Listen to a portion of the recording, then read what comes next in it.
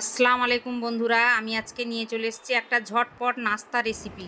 প্রথমে একটা মিক্সিং বল নিয়ে নিয়েছি, ওতে নিয়ে নিয়েছি সুজি, এরপরে আমি নিয়ে নিচ্ছি টক দই, এরপরে নিয়ে নিচ্ছি চিড়া, লবণ দিয়ে আমি মিক্সার গ্রাইন্ডারে পেস্ট করে নিচ্ছি।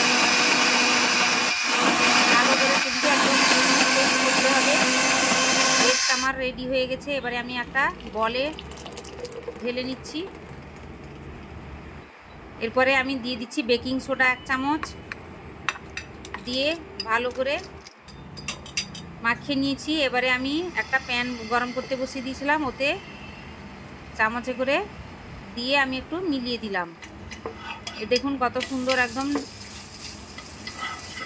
রুটি রেসিপি নাস্তা হয়ে গেছে। নাস্তা রেসিপি দেখুন রেডি হয়ে গেছে। এইভাবে আমি সবগুলো করে নিব। রেসিপিটা ভালো লাগলে লাইক করুন, কমেন্ট করুন, শেয়ার করুন এবং সাবস্ক্রাইব অবশ্যই করবেন এবং কমেন্ট অবশ্যই